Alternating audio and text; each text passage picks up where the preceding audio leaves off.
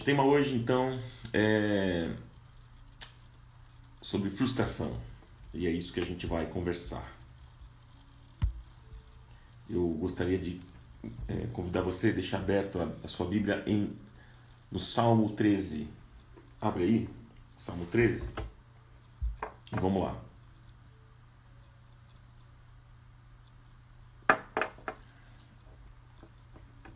Vamos lá. Senhor, nós te agradecemos por essa manhã e pedimos que o Senhor fale ao nosso coração, que o Senhor se revele a nós, que o Senhor nos dê paz, tua graça seja derramada sobre cada um de nós no dia de hoje. Seja assim em nome de Jesus. Amém. Então vamos lá, amigos. Abra comigo o Salmo 13. Salmo 13 diz assim, ó. O salmista disse, Davi perguntou, até quando, Senhor? Até quando, Senhor? Até quando para sempre te esquecerás de mim? Até quando esconderás de mim o teu rosto? Até quando terei inquietações e tristeza no coração dia após dia? Até quando o meu inimigo triunfará sobre mim? Olha para mim e responde, Senhor, meu Deus, ilumina os meus olhos. Ou do contrário, dormirei o sono da morte. Os meus inimigos dirão, eu o venci. E os meus adversários festejarão o meu fracasso. Eu, porém, disse Davi, confio em teu amor. O meu coração exulta em tua salvação. Quero cantar ao Senhor pelo bem que me tem feito. Até aqui. Vamos lá. Vamos para a definição primeiro de frustração. O que é a frustração? Segundo o dicionário, meus amigos, frustração é um sentimento ao não ter o resultado que se esperava. Frustração é não sair como se pretendia. Esse sentimento ao não ter o resultado que se esperava, não sair o que se pretendia, frustrar-se. Isso é frustração segundo o dicionário. Eu creio que todos nós aqui, você, eu, já vivenciamos esse sentimento de frustração. Pode ter sido um sonho não realizado, um relacionamento desfeito, um projeto que não deu certo, um alvo não alcançado, enfim. Este sentimento ele acontece quando as nossas expectativas não são atendidas. No salmo que a gente leu, nós não sabemos quem que é o adversário do desespero de Davi. A gente não sabe se, alguns dizem, estudiosos dizem que foi o rei Saul, outros dizem que foi Absalão, que era o filho de Davi, que estava perseguindo o pai. Então a gente não sabe quem que era o adversário desse desespero de Davi. Mas este salmo ele expressa a frustração de Davi, né? E ao mesmo tempo a solução que ele encontra em Deus. Veja, o salmo ele começa com aquela pergunta: até quando, Senhor? Até quando? E aí vem seguido de uma série de sentimentos aí do salmista. Por um momento, ele sente que Deus se esqueceu dele, que está escondendo o rosto dele. Ele sente inquietações, ele sente uma tristeza e ele acha que os seus inimigos estão triunfando sobre ele. Você vê isso no versículo 1 e 2. E olha, a gente até pode entender essa pergunta do salmista, né? Até quando, Senhor? Não é errado a gente expressar os nossos sentimentos. Não é errado. Tem gente que diz assim, não podemos expressar os nossos sentimentos, não podemos perguntar, nunca diga por quê, e sim para quê. Isso é besteira. Porque você vê que na Bíblia, tantas pessoas, os salmistas, você vê aqui Davi, o próprio texto, ele diz por quê? Até quando, Senhor? Até quando isso vai acontecer? Por que está acontecendo? São perguntas. Então, Deus não nos rejeita por perguntarmos. Não é errado nós expressarmos os nossos sentimentos a Deus. Ele jamais vai nos rejeitar por isso. Mas a frustração de Davi o leva a uma súplica honesta. E aí, o que acontece? Ele pede que Deus o examine, quando ele diz assim, olha para mim. Então ele pede que Deus o examine e o responda. Ele pede também, você vê no texto, sabedoria, porque ele diz assim, ilumina os meus olhos. Ilumina, me dá sabedoria, me dá entendimento, conhecimento. Davi aqui ele também acha que se Deus não responder, ele morrerá, né? E os seus inimigos irão festejar a sua derrota. Você vê isso no versículo 3 e 4. Mas nós podemos observar que mesmo enfrentando uma situação difícil, meus amigos, Davi ele recorreu a Deus para resolver os seus problemas. Ele tinha convicção de que Deus estava com ele. Davi termina o salmo, né? Você percebe aqui no versículo 5 e 6, ele termina o salmo exaltando a Deus e cantando sobre o bem que Deus lhe tem feito, né? Você vê aqui no versículo 5 e 6 ele diz: eu, porém, confio no teu amor. O meu coração exulta em tua salvação. Eu quero cantar ao Senhor pelo bem que me tem feito. Agora, gente, assim como Davi, as nossas emoções expressadas, elas são normais, são válidas, mas elas não podem também chegar ao ponto de nos escravizar, de nos dominar. Tenha cuidado com isso, porque para muitos essas emoções, né, de inquietação, de temor, frustração, não nos levam para Deus, mas os afastam dele. Para estas pessoas, a vida começa e termina nelas mesmas. Elas não estão firmadas e seguras na base forte que é Cristo. Não estão firmadas na rocha, que é Jesus. Esse é um problema. Agora, a verdade é que nós somos os grandes responsáveis pela frustração na nossa vida, sabia disso? Nós somos responsáveis, porque nós criamos grandes expectativas em cima de objetivos, por vezes inalcançáveis, que depois nos atormentam. Então, uma coisa muito simples aqui, de início, guarde o que eu vou dizer. Quanto maior a expectativa, maior o nível de frustração. Isso é muito simples para a gente entender. E quanto menor a expectativa, menor o nível de frustração. Se você colocar 100% de expectativa em relação a alguma coisa, você pode ter 100% de frustração. O seu nível de frustração vai ser 100%. Se você coloca 50% de expectativa, o nível de frustração é 50%. Entende? Agora, pergunto a você. Você tem planos? Você tem projetos? Você tem sonhos? Hein? Nós precisamos refletir, meus irmãos, sobre a nossa vida. Precisamos refletir sobre os sonhos que temos, os nossos planos, os projetos, observando o caminho à luz da palavra de Deus. Nós precisamos aprender que quando nós nos agradamos do Senhor, Ele satisfaz o desejo do nosso coração, como diz o Salmo 37, versículo 4. Agora, por outro lado, entenda o seguinte: Deus é Deus. Ele é soberano sobre todas as coisas. E Ele tem o melhor para mim e para você. E Ele pode mudar os planos humanos a qualquer hora. Porque a Bíblia diz que o homem traça os seus planos, mas a resposta certa, a última palavra, vem dos lábios do Senhor. O texto de Provérbios 16:1. Então, nós precisamos confiar em Deus, porque Ele está no controle de todas as coisas e tem o melhor para nós. Você crê assim? Agora, eu queria conversar com vocês e pontuar algumas coisas importantes com relação a esse tema. Falar de coisas práticas, ok? Como é que a gente lida com a frustração? Como é que podemos lidar com a frustração? Então, anote algumas coisas. Primeiro, pare, pense. Pare e pense. No dia da frustração, pense. Seja razoável. Reflita. Quando os nossos sonhos se realizam, a gente celebra as nossas conquistas, não é verdade? Sim, e devemos fazer isso. Mas quando os nossos sonhos não se realizam, a gente precisa olhar para trás e ver o que aconteceu desde o começo do nosso sonho até o momento da frustração. Ou seja, a gente tem que perguntar: poxa, o que aconteceu no meio do caminho? Por que eu cheguei aqui e o meu sonho não se realizou? Precisamos pensar. Faça esse exercício de pensar, de olhar para trás, mas com os olhos da razão, gente.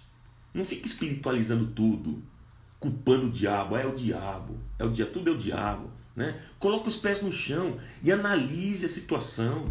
Você é inteligente, Deus te deu inteligência. E eu vou dizer para vocês o seguinte, que não é pecado pensar. Não é pecado nenhum usar o cérebro. A inteligência. Deus deu inteligência para você. Pense, reflita. Não reaja de maneira passional. Deixa eu dizer uma coisa importante. Os psicólogos, eles dizem que nós reagimos à frustração pelo menos de duas maneiras. Olha como é que nós reagimos à frustração. Nós reagimos assim. Ou agressão ou regressão. Por exemplo, na questão da agressão. É quando você tem um sonho e uma expectativa tão grande, e quando não se realiza esse sonho, você fica com raiva por não ter dado certo. E aí, por causa dessa raiva, você sai agredindo e batendo em tudo e todos que você vê pela frente. Então a gente pode reagir assim, com agressão. Você agride a si mesmo, a quem está no meio do caminho, a quem você pensa que atrapalhou a realização do seu sonho, e até mesmo você agride Deus, que é a fonte do seu sonho. Mas também tem a regressão. Tem muita gente que reage assim. O que seria a regressão? É a infantilização, é aquela postura de vítima em que você se coloca como um coitadinho. Ou seja, o meu sonho não deu certo, tenham pena de mim, olhem para mim com muita compaixão, porque o meu sonho não deu certo. É a infantilização, é a regressão. E então você reage emocionalmente. Não é razoável, você não pensa, você não reflete, você só fala e age a partir daquilo que você sente. Por isso que Paulo fala, lá em 1 Coríntios, Paulo fala, examine-se o homem a si mesmo. Esse examinar-se a si mesmo é um olhar para dentro, gente. Nós precisamos fazer esse exercício diariamente. O problema, sabe qual que é? É que é mais fácil a gente ficar culpando as pessoas, culpando os outros por aquilo que não deu certo na nossa vida. É mais fácil. Assim a gente não precisa assumir nenhuma responsabilidade. Ou seja, não deu certo para mim porque a culpa foi do outro, foi do meu patrão, foi do meu marido, a culpa foi da minha esposa, a culpa foi do meu pastor, a culpa não deu certo. É muito mais simples para a gente. Então, portanto, pense, volte à fita. Lembra da fita cassete? Aperta lá para voltar. Limpe as emoções, enxergue racionalmente. Considere, olha só o que eu vou dizer. Considere a possibilidade do auto-engano. O que seria o auto-engano? Auto-engano é quando a gente deseja tanto que alguma coisa aconteça, mas a gente deseja tanto que aquilo aconteça, que a gente manipula todas as informações, como se todas as informações nos fizessem acreditar que aquilo vai acontecer mesmo. Só que a maneira que nós manipulamos as informações, nós deixamos de prestar atenção em outros fatos. E então, nós acabamos ouvindo somente aquilo que nós desejamos ouvir. Porque nós estamos tão obcecados pelo nosso sonho, que nós acabamos não prestando atenção à nossa volta, não prestamos atenção na realidade da vida. Então, quando a gente é obcecado por um sonho, por alguém, por exemplo, tem gente que é obcecado por alguma pessoa, ou por um sonho, quando a gente é obcecado por isso, a gente não pensa, a gente não enxerga nada, a gente é domado por uma paixão maluca, uma paixão louca, arrebatadora, e nós só enxergamos o nosso sonho, gente. Então, no dia da frustração, em primeiro lugar, pare e pense. Veja o que você deixou passar, recorde, traga à sua memória as informações, deixe de lado essa sua paixão doentia e olhe e encare a realidade e os fatos. Então essa é a primeira coisa que eu quero deixar para vocês, como lidar com a frustração. Ok? Segunda coisa que eu vou deixar para o seu coração é o seguinte: confira, certifique-se da legitimidade do seu sonho. E veja se realmente é algo em que Deus está nisso. Deus está comprometido. Verifique. Certifique-se disso. Faça perguntas. Do tipo, este meu sonho interessa a Deus? Este sonho que eu tenho, ele é um sonho legítimo? este sonho que eu tenho é um sonho que tem a ver com Deus?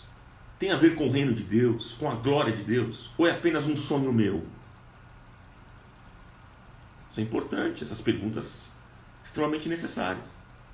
Se o seu sonho não é algo que tenha a ver com Deus, preste atenção nisso. Se o seu sonho é algo que não tenha a ver com Deus, com o que Ele prometeu realizar, então não vá perguntar para Deus o porquê o seu sonho não deu certo. Não faça isso. E se você for cobrar algo de Deus, Ele vai poder dizer o seguinte para você: mas eu nunca prometi que eu ia fazer isso. Isso é coisa da sua cabeça. Isso não tem nada a ver comigo, Deus pode dizer. Isso tem a ver com você. Esse sonho é teu. O grande problema, meus irmãos, é que a gente luta com Deus com coisas que Ele não tem nada a ver. Né? É a gente que quer, não é Ele que quer. Percebe isso? Então considere no dia da frustração a possibilidade de que a não realização do seu sonho foi a grande bênção. Ah, como assim? De repente foi a melhor coisa. Por que eu estou dizendo isso? Porque Deus vê o futuro. Deus vê lá na frente. E Ele sabe os desdobramentos daquilo que você está pedindo. Ele sabe os desdobramentos de todas as coisas. Ele deseja o melhor para nós. Ele tem o melhor para nós. E muitas vezes os nossos sonhos têm a ver com a gente e não com Deus. É uma escolha, por exemplo, às vezes de um emprego, de igreja, de namorado. Às vezes eu fico vendo gente falando assim: ah não, Deus que mandou eu sair dessa igreja e ir para outra igreja. Não, é escolha sua. Às vezes não tem nada a ver com Deus. Ah, esse namorado eu escolhi, eu agora estou namorando porque Deus me deu. Não, a escolha foi sua. Deus deu princípios para a sua escolha, mas você escolheu.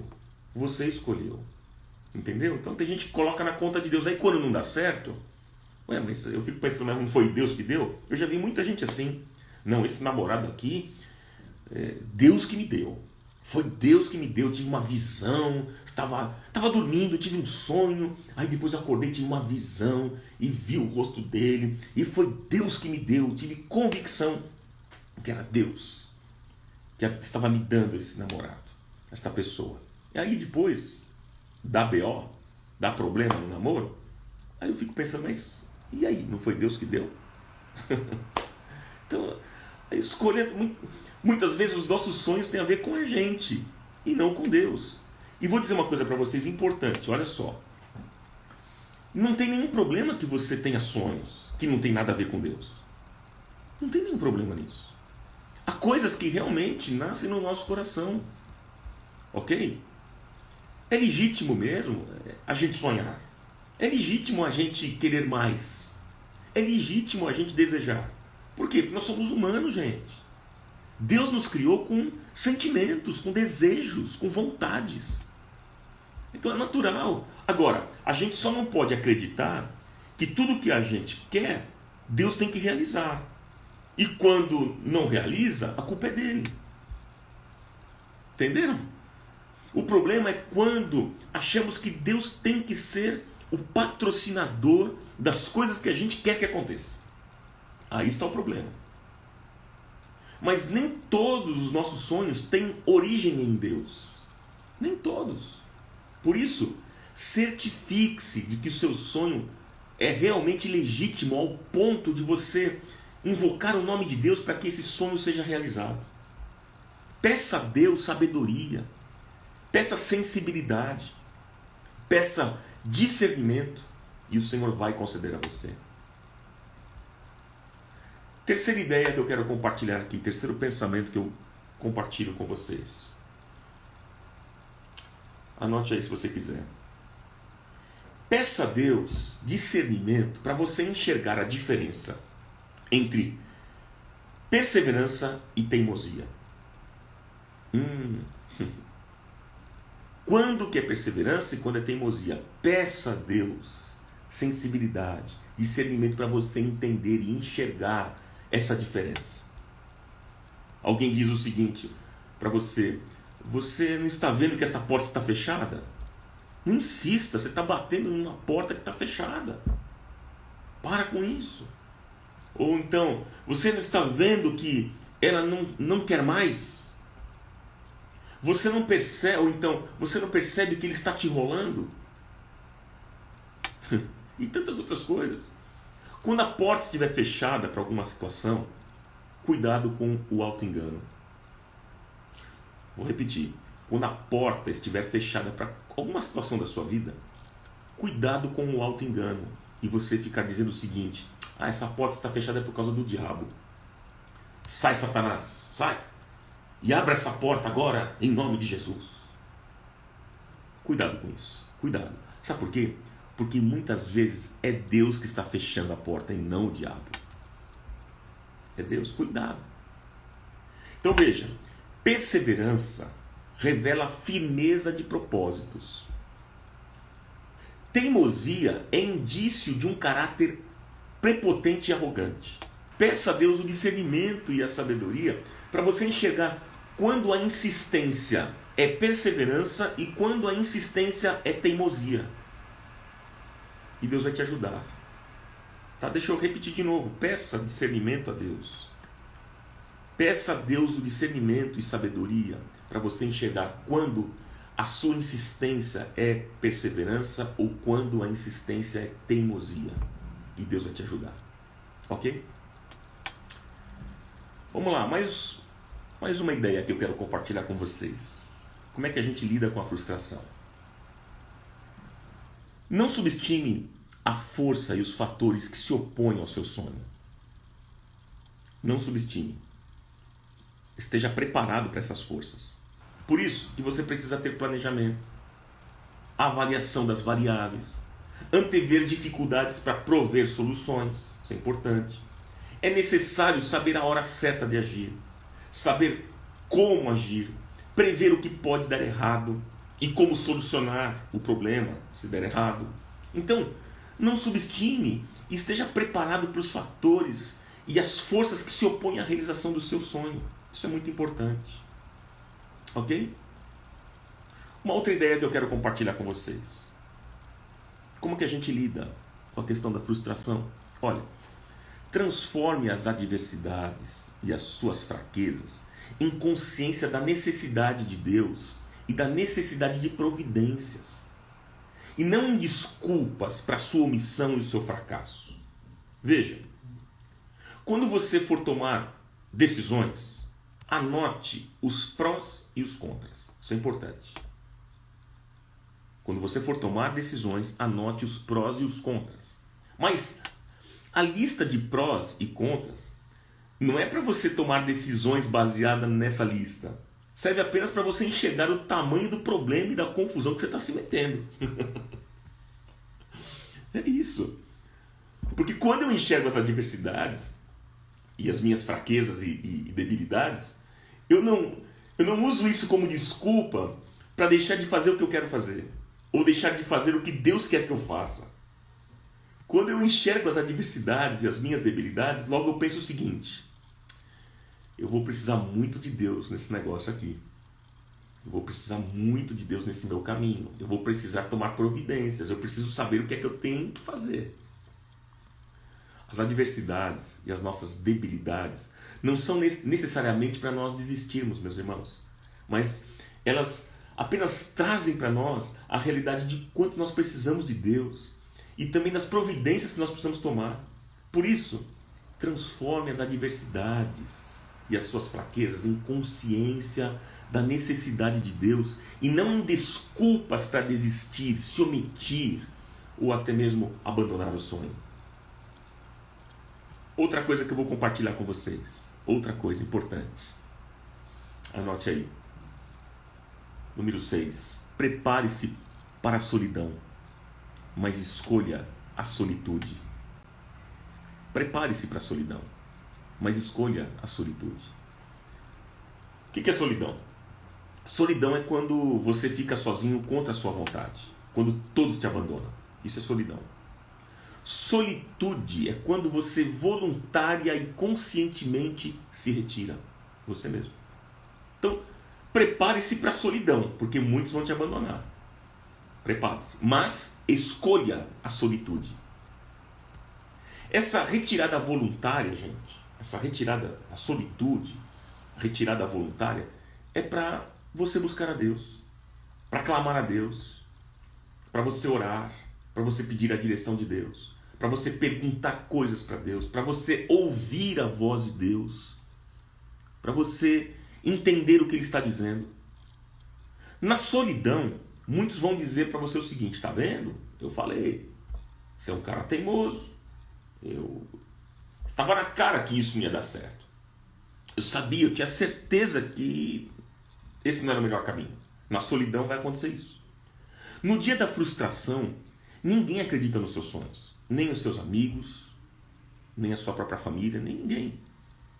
Mas aí é o momento de você se retirar e falar com Deus, pedindo que Ele fale com você e te dê a direção. A oração é tão importante, gente, para a nossa vida, porque a oração nos devolve ao lugar da serenidade. A oração nos devolve ao lugar da paz, da lucidez, nos revela a situação para a gente enxergar o que antes a gente não estava enxergando. A oração é esse lugar em que Deus renova o nosso ânimo, Ele revela a sua vontade, Ele nos consola, nos anima, nos fortalece, e Ele fala também conosco, trazendo uma direção para a nossa vida. Por isso que é importante a oração. Lembre-se que na hora da solidão, Deus coloca ao nosso lado pessoas que não nos abandonam no dia da frustração, nem no dia do fracasso do sonho. Você precisa discernir quem são essas pessoas. Selecione as pessoas certas para você ouvir. Vou repetir. Selecione as pessoas certas para você ouvir. Quando a solidão chegar na sua vida, escolha a solitude. Quando a solidão chegar na sua vida, escolha a solitude, ouvindo a Deus, pensando, refletindo, verificando a legitimidade de tudo que está acontecendo e ouvindo aqueles que estão ao seu lado desde o início do sonho, conferindo os detalhes. Faça isso, vai ser bom para você. E mais uma outra ideia que eu quero compartilhar com vocês. E essa para mim é muito importante. Se não for a mais importante de todas aqui que eu já mencionei. Confie na promessa de Deus. Confie na promessa incondicional. Confie. Veja, se o seu sonho é legítimo ou não, se você está com a razão ou não, se você tem a informação certa ou não, se você tomou a decisão certa ou não, se você está sendo teimoso ou perseverante, se você tem fé ou não tem fé, se tem esperança ou não tem esperança, se você tem força para reagir ou não, como filho de Deus, como filha de Deus, você precisa confiar que Ele está com você. Esse é o ponto mais importante. Jesus disse: eis que estou convosco todos os dias. Todos os dias. Até a consumação dos séculos. Ele prometeu nunca nos deixar, nunca nos abandonar. Então confie nisso, confie que Ele está com você. Nós poderemos dizer ao Senhor: Senhor, até podemos chegar num momento assim da nossa vida: Senhor, eu não confio mais em ninguém, nem em mim. Não confio. Eu não sei mais. Desculpa. Eu não sei mais se eu estou certo, se eu estou errado. Eu não sei se é bom ou ruim para mim. Eu não sei se eu devo ou não devo fazer. Eu não sei mais nada. Mas uma coisa eu sei, Senhor, é que Tu estás comigo. O Senhor está comigo. Sua casa caiu? O seu casamento acabou? Toma aqui um limãozinho. Deixa eu perguntar mais uma vez para você. A sua casa caiu? O seu casamento acabou? O diagnóstico foi o pior possível? Você cometeu erros no seu passado? Você mesmo destruiu o seu castelo? Tudo isso não interessa. Sabe por quê?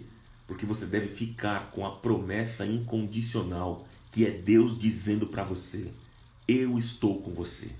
Eu estou com você, dando certo ou dando errado, conseguindo a vaga ou não, sendo demitido ou promovido, sendo curado ou não. A promessa de Deus é: eu estou com você. Jamais se esqueça que Deus está com você. E veja que Davi, ele tinha essa convicção de que Deus estava com ele. Tanto que ele tinha essa convicção, o que ele disse lá no Salmo 23?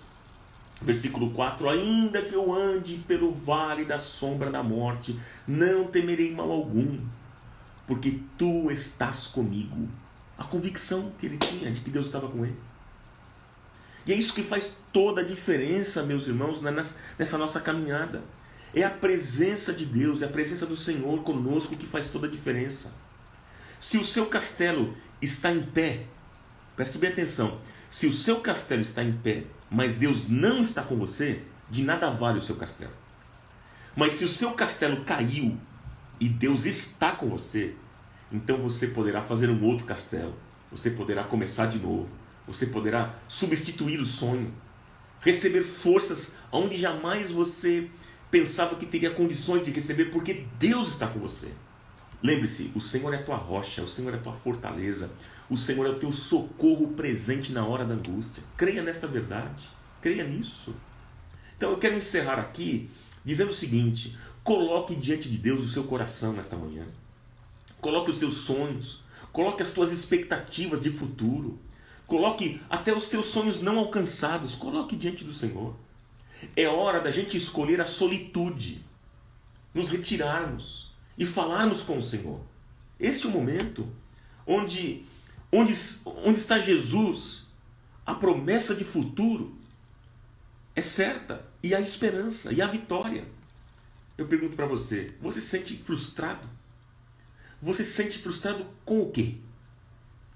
Com pessoas? Hein? Você colocou muita expectativa em alguém? É isso? Você está frustrado com o quê? Com Deus? Por algo que está além do seu controle? Você está frustrado? Por circunstâncias que você criou? Você tem falado com Deus em relação a esta frustração? Você tem feito isso? Então, se você não tem feito isso hoje, você tem essa oportunidade de falar com Deus em relação àquilo que você está vivendo. Eu não sei qual é a sua frustração. De repente, você colocou muitas expectativas em pessoas. Nos frustramos muito com pessoas, não é verdade? E às vezes colocamos as nossas expectativas lá em cima. E aí a casa cai. E aí ficamos frustrados. Mas Deus quer curar você. Deus quer curar o seu coração nesta manhã. Amém? Os sonhos que a gente às vezes cria na nossa mente, ideias que temos que vai acontecer, que vai surgir, não acontece, então ficamos tão frustrados. Mas hoje eu quero dizer para vocês que o Senhor pode curar você. Ele pode te libertar disso. Amém? Alguém que jamais falha é o Senhor. Nele você pode colocar 100% da sua expectativa. Nele você pode. Tenha certeza disso, porque ele não é homem para mentir, nem filho do homem para se arrepender. Se Deus mentir, ele deixa de ser Deus. Ele não mente. Seja Deus verdadeiro e todo homem mentiroso. Seja todo homem mentiroso e Deus verdadeiro. É o que diz as Escrituras. Nós servimos um Deus verdadeiro, que aquilo que ele promete, ele cumpre. Se ele prometeu, se é verdade que ele prometeu para você, ele vai cumprir. Creia nisso, em nome de Jesus. Isso aí, gente. Foi bom? Pai, em nome de Jesus, eu quero orar pelos meus amigos, pedindo que a tua graça e o teu favor alcance cada pessoa. Que muitas pessoas que estão aqui me assistindo, pessoas que vivem um tempo de frustração, colocaram grandes expectativas em coisas, em sonhos, em pessoas, e hoje estão frustrados. Pai, nós temos uma promessa incondicional, é que o Senhor está conosco, como nós ouvimos agora mesmo. Que bom saber que o Senhor está conosco. Que bom saber que o Senhor está no nosso barco. E com Cristo no barco, tudo vai muito bem. Tudo vai muito bem, como diz o cântico. E passa a tempestade, e passa o temporal. Oh Pai, obrigado pela tua presença, pela certeza da tua presença conosco. Oh Pai, eu peço ao Senhor que abençoe os meus irmãos, Que eles vivam um tempo novo, de refrigério, de paz, de leveza na alma. Que seja assim na vida de cada um deles, Pai. Eu oro abençoando todas as pessoas, as famílias representadas aqui nesta live. Que a tua boa mão esteja protegendo, cobrindo, abençoando, levantando, fortalecendo os meus irmãos. Em nome de Jesus eu oro, crendo na tua graça, no teu favor sobre cada um de nós. Amém. Amém, amigos. Beijão para vocês. Até mais, queridos. Tenham um excelente dia.